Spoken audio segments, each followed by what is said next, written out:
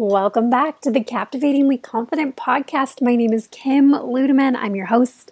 I'm so excited that you're here. I have a ton for you today, and I'm going to really try to keep this one short and sweet, mostly because my 2-year-old Lucy gets up from nap in like 25 minutes. So we're really going to just dive in. So real quick, if you're not driving or if you're not walking, if you're sitting somewhere listening to this, you might want to grab a pen and paper.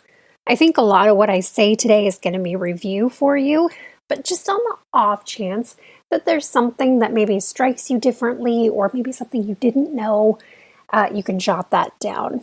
The studies have shown that the act of writing improves retention and cognition and understanding. So grab a pen, write some stuff down. If you feel like it, if you're driving, please don't. That is a no-go. Okay. How many of you have seen the show on Apple TV, Shrinking? If you haven't, I can't recommend it enough. I do have to give a disclaimer, though, that the language to a potty mouth like me is refreshing and I love it. But to people who are sensitive to language, you may not like it. There also are some adult topics on there that they talk about with so much humor and I just love it.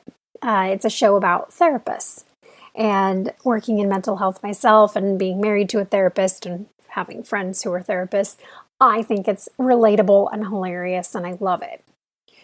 I think, and I'm going to just put this out there, that it might be better than Ted Lasso. I know, I know. It's shocking, and I said what I said. I'm not backing down. I think it might be better.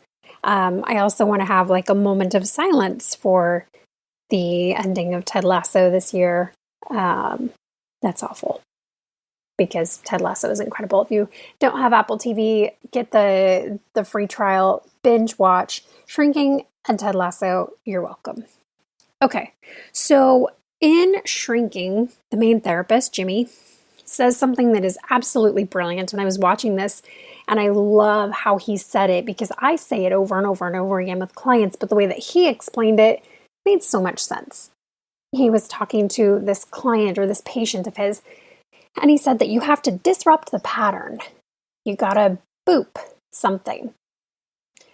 And it blew my mind. So the brain, which I've studied relentlessly the last 3 years as I've been doing brain spotting. And the complexity of it all is mind-boggling. It really is. I have such a respect for the brain. It is mad how much the brain does. It's also really funny how lazy the brain can be. Your brain is all about conserving energy. It's really dense brain tissue, and it takes a lot of calories to use your brain. That's why, if you spend a day in a workshop and you're learning all these things, you leave and you're exhausted, right? Not because you've been moving around all day, you've been sitting in your chair, but you feel like you've run a marathon. You're depleted. That's because your brain is using glycogen and it's calorically dense. And so it expends a lot of energy because the brain is mostly fat, which is very high calorically. It's like 9 grams of fat to proteins like 4. Anyway, getting off track. So your brain is kind of lazy. It wants to conserve energy. It loves patterns. It loves patterns. Maybe you've experienced this where you just go on autopilot. Maybe you're driving somewhere that you've driven to a million times, and all of a sudden you kind of come to and you're like, how did I get here? Did I stop at stop signs? I don't even know. Well, it's because your brain went on autopilot. It loves it. It loves things that are familiar because then it can kind of just coast. And it doesn't have to work as hard. When the brain has to work hard, it gives a little bit of resistance because it's a little bit lazy. And we're going to forgive it for that because it does a lot. I mean, if you start studying what the brain does in neurobiology, you're kind of going to give it some slack. So we're going to take that stance on it that we have mad respect for our lazy brain that loves patterns. It loves consistency. This is why routines for children are critical to their well-being, because their brain is exhausted. It's learning all the new things and it needs routine, ease to relax into. So this is great as kids. As adults, you can have routines that are really, really beneficial for you. You can also have routines and patterns that are less beneficial. And that is what can be a factor in making change so hard. Think about it this way. Maybe you have a new habit that you want to get into. Maybe you want to wake up 10 minutes earlier and do some journaling. Or you want to spend 15 minutes a day having quiet time or taking a nap. And you want to do these things consistently, but you find that you can only do it for so long. And then you stop.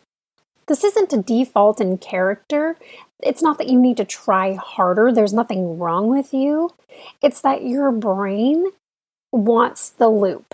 It wants consistency. It wants you to do what is safe and familiar. So in the brain, familiarity equals safety. And the brain's all about safety.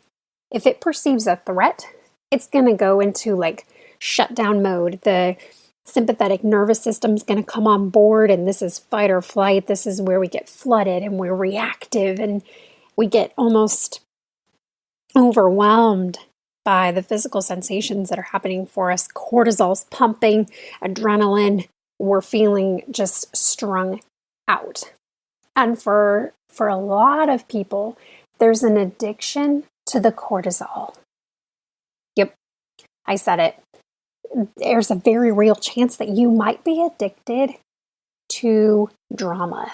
You might be addicted to conflict. You might be addicted to failure, to lack, to feeling stuck. You might be addicted to the cortisol or the physical sensations that come from staying stuck. And this is a bummer. It's a real bummer, because then it feels like there's something wrong with you. Like, why can't I just have the relationship that I want to have? Why do I always attract this kind of person? Why do I always have these kind of arguments? Why do I always have not enough money? Why am I always living paycheck to paycheck? Why does it feel like I can't move forward in my career? That's because your brain is dependent on that amount of cortisol. And when you go to make a change, it feels even harder because you're going through withdrawals. You're trying to do something different, which is hard on two fronts. One, from the addicted side. Second, is that when you do something that's new or unfamiliar, the brain is like, whoa, wait a second. You're disrupting our flow. You're changing the pattern. We don't like that. It's kind of like being on a hike where there's the really well-worn trail. You can see the trail. You're like, this is the way that we should go. It's clear. It's obvious. We're going to go this way. Then there's like the deer trail. You know what I'm talking about? Like the deer path, where it's like, is that a trail? I'm not really sure. Maybe. Could it be? It could be a trail. And you kind of have to bushwhack your way through it. And you're totally freaked out. You're like, is there poison oak in here? I don't really know. There's stinging nettles. Now my skin's on fire. If you're not a hiker, you're like, Kim, what are you talking about?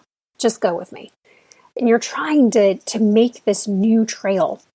And it takes time after time after time until this new trail is worn down. And the obstacles, the poison oak, the stinging nettles, downed trees, until those are cleared. It takes repetition. It takes you going over that trail again and again and again to create familiarity. The brain is the same way. It has neural pathways, patterns, loops, systems of behavior that are deeply ingrained. And we used to think that the brain was kind of like unchangeable. And that if you had an addiction or if you had a specific set of behaviors that were ingrained, that you couldn't change them. But it's come to light recently that the brain is actually what we call neuroplastic. There's neuroplasticity. You can actually change your brain. You can rewire your brain. It's incredible.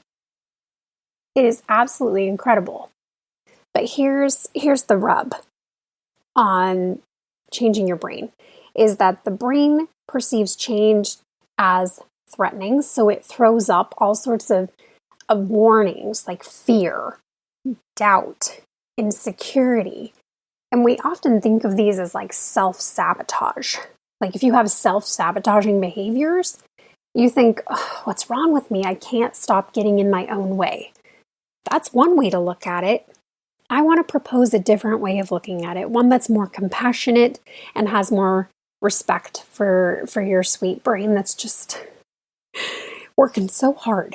So your brain, when you try to make changes or when you're trying to experience something that is new and unfamiliar, your brain goes into protective mode, not defensive mode. It goes into, I don't know what this new trail holds, so I'm going to try and get you to go back on the other trail so that you stay safe. Your brain craves safety. It's one of the 3 physical states of the brain. And there's survival, emotional, and executive states, or safety, connection, and problem solving states of the brain. And when our nervous system comes online, then we're in survival state. When we're in that sympathetic nervous system, remember, fight or flight. And your brain craves safety. And it's going to go safety every time. So that kind of leads us to a place of, okay, so Kim, what you're saying is I have a lazy brain that only cares about safety, and that's connected to the ego state, which then has stories about that. Stories like, I'm not enough, I'm not worthy, I need to do X, Y, and Z before I can have X, Y, and Z.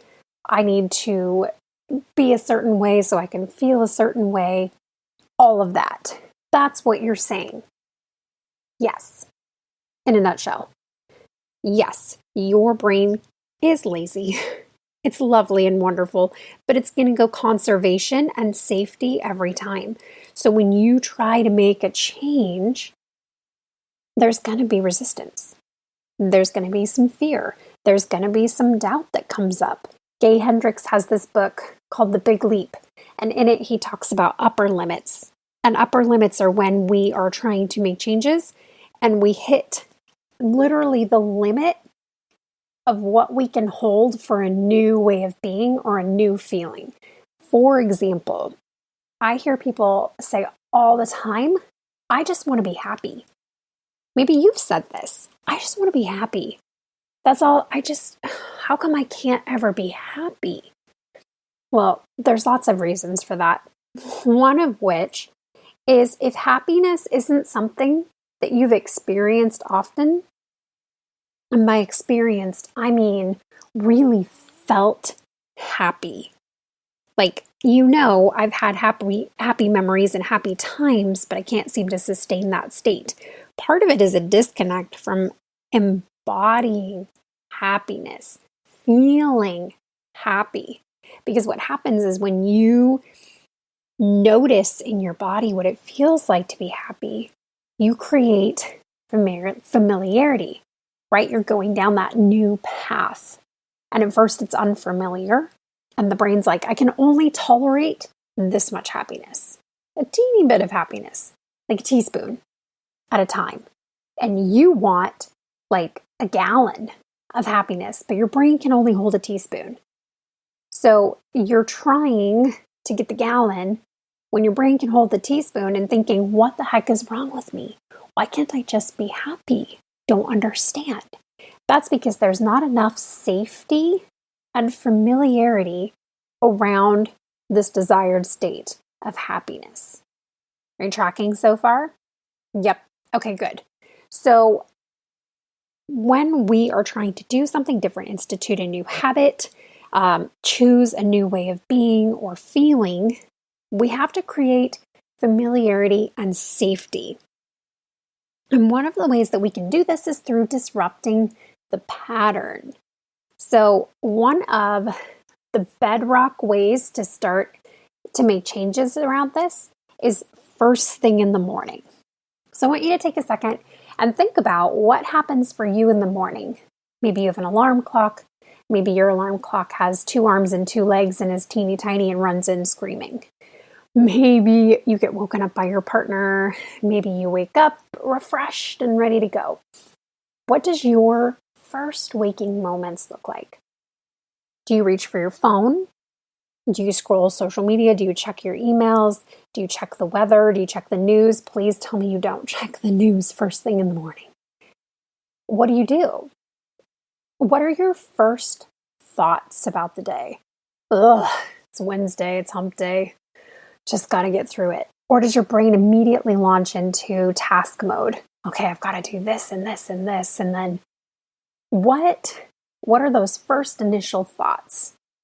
Because when you have thoughts, your body produces chemicals in response to the thoughts, and you get physical sensations. So if it's that to-do list that you're feeling stressed about, then you're like, oh gosh, I have so much to do. I'm so stressed. You tell your body what you are, you tell your brain what you are, and your brain's like, cool, we're stressed. That's familiar. Got it. Here's your cortisol. Hope you have a crappy day. It's like grouchy almost. And then you're chewing out your kids, or you're feeling stressed and you can't find anything to wear and you're rushing out the door, and everything that follows is just blah. And you're like, where the heck is the happiness? Well, you have a pattern of thinking. And in order to try and do something new, you have to do something different. By hoping that you're going to wake up happy, it's kind of along the lines of that like insanity quote, right? Like doing the same thing but expecting a different result. That's exactly what that is. So if I wake up in the morning, my first inclination is to read my emails, I'm going to be swimming in cortisol before I know it. And there's not going to be a lot of happiness, or I'm going to work really, really hard to get that happiness. And it's not going to feel easy. It's not going to feel like it's in flow for me. Tracking? Beautiful. Okay. So we have to do something different. So what if the minute you open your eyes, you become conscious and awake, you do something different? You're going to boop your brain. You're going to literally disrupt the pattern of thinking. So you're going to catch it and you're going to say, something like this. I am so grateful that I'm alive. I'm so grateful for this bed. I'm so grateful for my soft sheets. I'm so thankful that I was able to sleep even a little bit last night. You're going to find one thing that you can be grateful for. And you're not going to just list it. A lot of people are like, write down 5 things you're grateful for and that'll change your life. And you're like, I've tried that. It doesn't work. That's because you're missing the embodiment piece. You have to feel the feeling, right? We need that chemical response so that our body can experience it, so that we can create familiarity, right? Because that's what we need. Familiarity equals safety.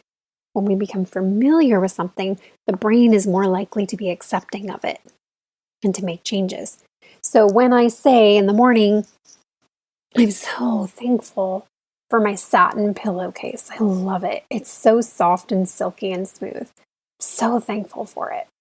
Or you can go deeper. I'm so thankful for my life. I'm so thankful for my family. I'm so thankful for my space that I live in.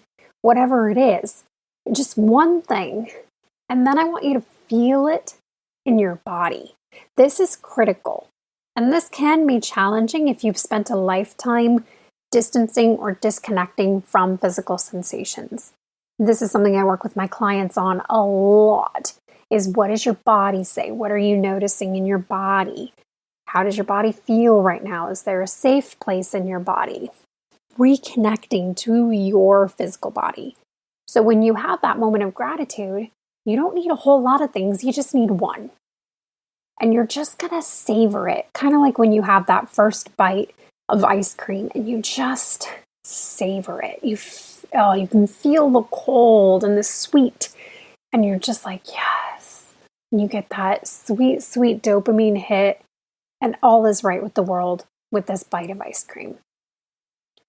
That's what I want you to feel, is to notice the gratitude in your body. And that's it. That's all you're going to do different. When you try to do too many things different, it floods the nervous system because you don't have capacity to hold it. So as you do that, you disrupt your morning pattern, creating a new way of being, gratitude. It is going to shift your brain. Your brain's going to respond differently. It's going to be easier to access that feeling. Soon you're going to go from a teaspoon of happiness to a tablespoon, to a cup, to 2 cups, to half a gallon. I know I'm mixing up measurements here. Just go with me. But soon you'll be able to embody the amount that you want. And when you embody these more high frequency vibrations, which is what feelings are, they have frequency. Gratitude's like top of the list. When you are able to call that in, you'll be amazed at how many other things come in as well. Abundance, peace, confidence, clarity, love, feelings of attachment, connectedness, belonging, inspiration, abundance. All of this can be called in by changing the pattern, creating a new path, a new pathway, a new neural circuit in your brain, disrupting the pattern. Okay, so let's recap really quick. So you have this ego state, which is your sense of self. It has a lot of stories about who you are and how you should be in the world that are all based on other people's perceptions. Like, this is what you were told that you should be. This is like the good girl part of you, is like the ego state, the one that just wants to be good enough. Then there's the higher self state that knows that you are good enough, no matter what. Just because you exist. The ego says, I am this thing. I am X. The higher self says, I am. There's a big difference between the two. And the higher self observes the ego. So when we engage our lazy brain and we try to get more aligned with that higher self, when we want to have more happiness, when we want to have more peace, when we want to have more confidence, there's a mistrust. There's not enough capacity for that new thing because it's unfamiliar. And your brain has a specific set of patterns that it runs on autopilot. The more ingrained they are, the better, because the brain can just do without you even being aware of it. When you become more aware and you disrupt the pattern, you have to create safety around the feeling that you want. Want more confidence? You got to create safety. You've got to create more space for this feeling. You can't jump right in. It's like jumping into the deep end without knowing how to swim. We start in the shallow end and we increase it incrementally. This will help your ego stay in check when you go slowly, not getting it overwhelmed and coming up with stories like, see, you were a failure. See, you didn't do it right. See, you're not good enough. That's all ego. Higher self is like, we create how we want to feel. So we do that through pattern disruption, doing something different to get a different result. The example we used, your morning thoughts, the first things that pop into your head. You're going to find one thing to be grateful for, and you're going to literally feel it in your body as much as is possible. And that's it. That's the first step. And if you do that step and you're like, okay, I'm ready for the next one, then I have ideas for you as well. We'll talk about that in a second. But that's what you're going to do.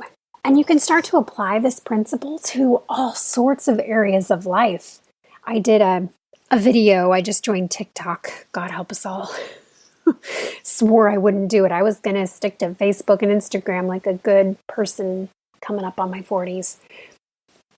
And then I put this video on there about emotional eating. And sometimes we get really stuck in a pattern of emotional eating. I need comfort. Food is comfort. I need a dopamine hit. I'm going to eat something. Pattern disrupt is getting out of the kitchen. So it's not that you're telling yourself not to eat something. You're saying, oh, I'm going to boop this. I'm going to do something different. So you leave the kitchen and you go outside, or you read a book, or you do something else to find comfort instead of staying in the kitchen, right? Because the kitchen is part of the pattern. So there are all sorts of ways to disrupt patterns to create a new way of being and feeling.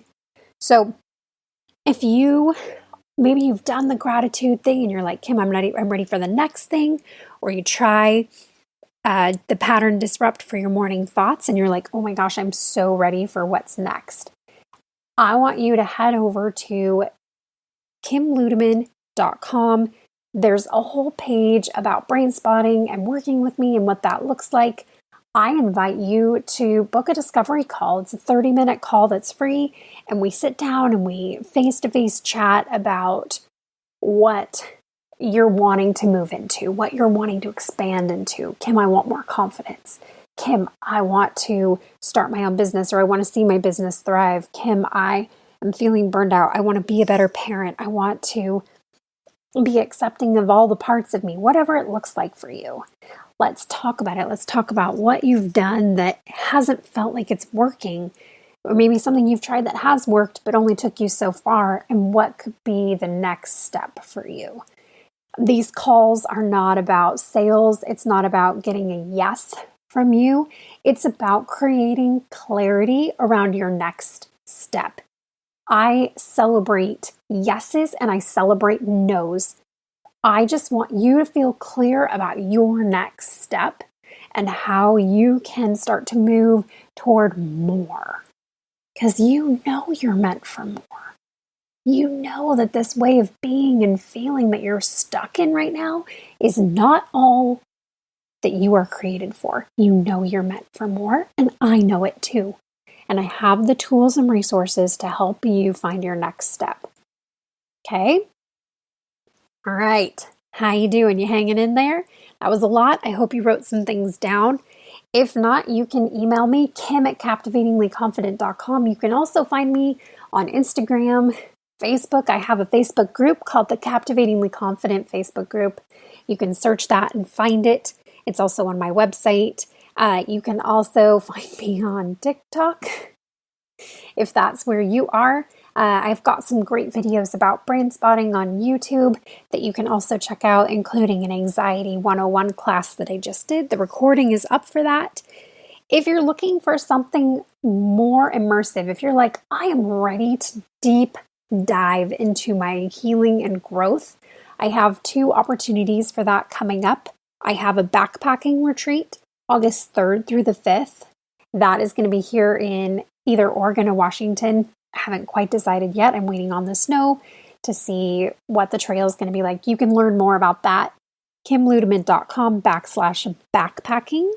It's going to be so much fun. Holy cow. If you've never been on a hike with me before, it's an experience. I love it. The second opportunity is Reveal Retreat Mexico. That's coming up October 18th through the 22nd. We're taking 5 days at this incredible villa in Puerto Vallarta. Maya Belavia is coming with me. She is incredible. She is a social working therapist. She does trauma-sensitive yoga as well as breath work. She's going to be helping us with that. It is going to be a beautiful time of connection and growth. We're going to do expansion brain spotting together. It's going to be restful. It's going to be an adventure. There are 6 rooms left. One of those is a queen room with 2 rooms in it. So 6 beds left. If you're interested in learning more about that, revealretreats.com is where you want to go. It is, oh my gosh, it's fantastic. I really encourage you to check that out. That's like a year's worth of therapy lumped into 5 days, but done in a really beautiful way. You will leave with your life changed. Guarantee it. So that's what I've got for you. Thank you so much for tuning in. I'm so excited. If you listen to this episode and had an aha moment or have questions or comments, please reach out. You can also rate and review the show on Spotify and iTunes. Your rating and review helps me grow and helps get the podcast out into the hands of other people who need it. And I believe it. So, to quote Pantsuit Politics, may you have the best day available to you. I'll see you next time. If you want to learn more about Captivatingly Confident, you can visit my website, captivatinglyconfident.com. You can also follow me on Instagram at kim.ludeman. Thank you so much for hanging out today.